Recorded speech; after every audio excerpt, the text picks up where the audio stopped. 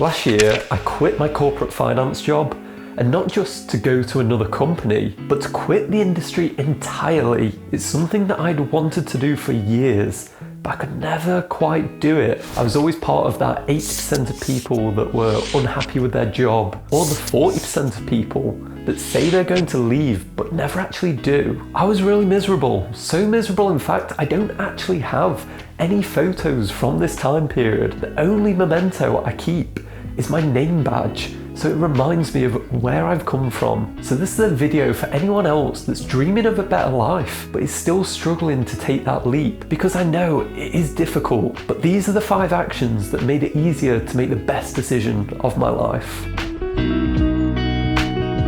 The first action: surround yourself with non-traditional workers. You need to normalize the leap you're about to take, and we're social creatures. So if you're only surrounded by people that are working normal 9 till 5s, maybe you're just friends with the people from work, this can be really difficult to walk away from, because everyone's going to be casting out signals at you of what you should be doing, and you'd have to work really hard to repel all of that and pursue your own path. I have a lot of friends that operate as their own boss, and this was so essential for me when I was going to take the leap, because we kind of need to see something before we can perform it ourselves, and it doesn't have to be a perfect match one for another, but just something similar that you can hang on to, so you can see that person over there, they made such a similar leap to what I want to do, and they've made it. They're still okay, they're still chugging along and doing really well. It's really difficult to be that person that's shooting off on your solo adventure whilst your entire social network is shouting out signals to you that what you're doing is wrong. The second action: create a history of taking risks. You don't start off being the person that quits his job and starts a business. It's unrealistic. If you're still that person that watches the same TV show, goes to the same restaurants, orders the same food, well, you need to warm up like an athlete and actually start being that person that does go to somewhere new, that actually pushes his own boundaries. For me, I'd gone away for a 10-day holiday whilst I was still working my finance job. It was in the middle of lockdown and nobody was going into the office, and I'd taken my work laptop with me, and on that night, 2 days before I was meant to return back to England, I actually made the decision to stay. I'm not fucking leaving! The show goes on!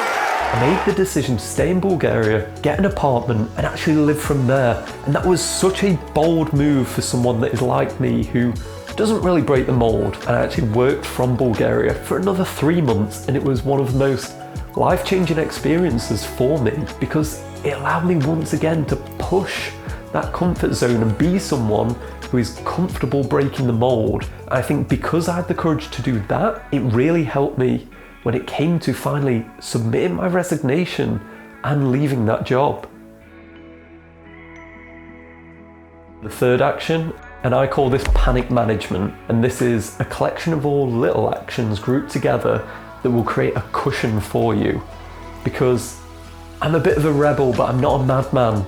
I'm not going to quit and just go crazy with no money to my name, no time to pull this off. It's not really going to work. I wanted to be strategic about this, because if you've got money going out every month for car on finance and mortgage, or whether you're taking on other responsibilities of organising events, this is going to be really difficult for you, because you're going to have a lot of pressure at a point that you're already plunging yourself into chaos.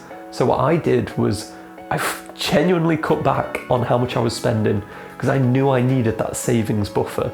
I knew I needed the money in my bank account to take that pressure off. When those nights come and you've quit your job and you're lay there thinking, oh my God, what have I done?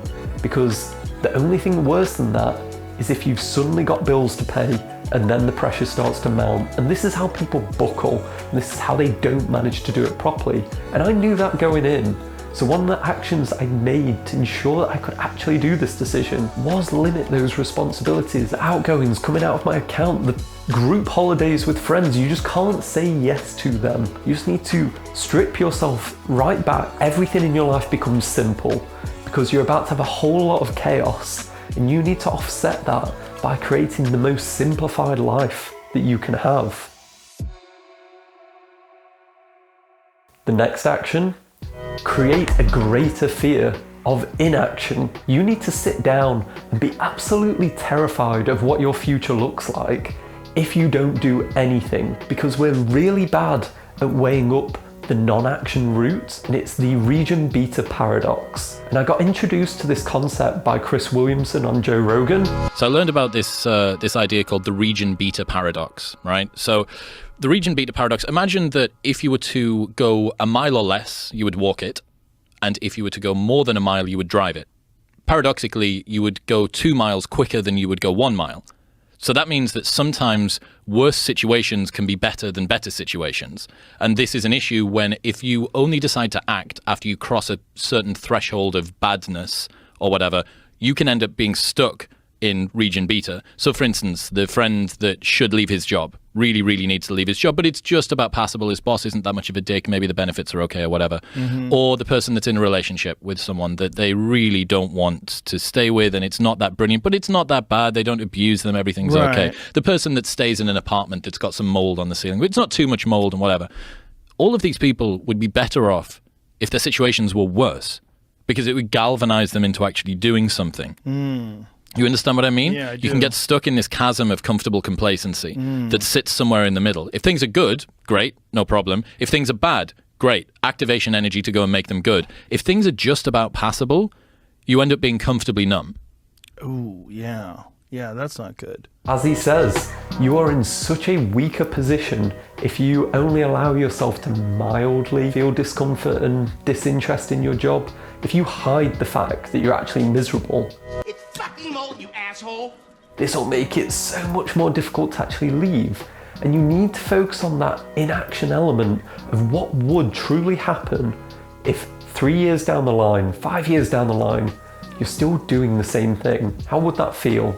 Because you're going to be embedded more and more. It's becoming even more difficult to escape.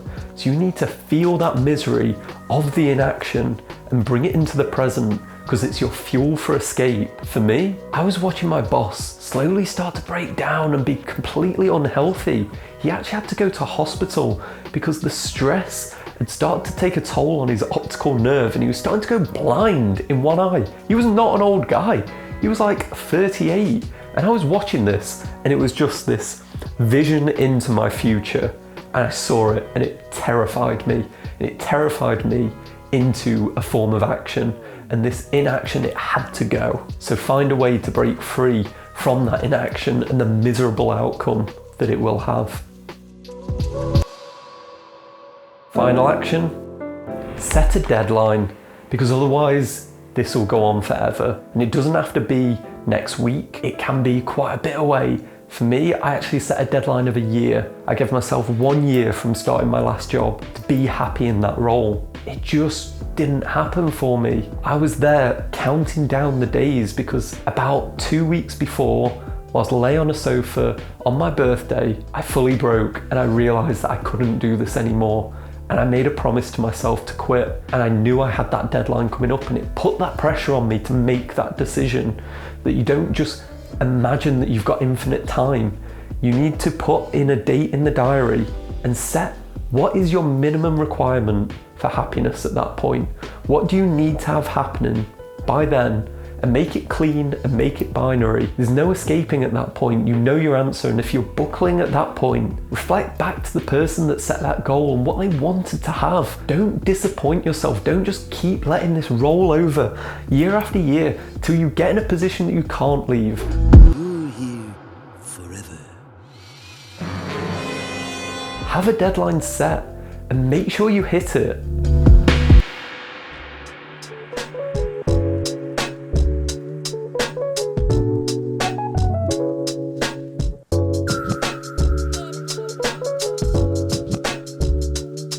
I'm not someone that broke the rules. I'm not the kid that got detention. I'm hyper-orderly by nature, but I knew deep down in my soul that I had to go. And implementing these actions made that decision way, way easier. And I hope they do the same for you, because I'm a different person now, and almost certainly a better one. You'd be amazed at how many of your aches and your pains and your negative personality traits are actually just a manifestation of your soul screaming out to you that you need to leave. It's cliche to say, but I'm gonna do it anyway. You only have one life. Don't fill it with things that make you feel miserable. Fill it with things that make you happy and a job that gives you meaning.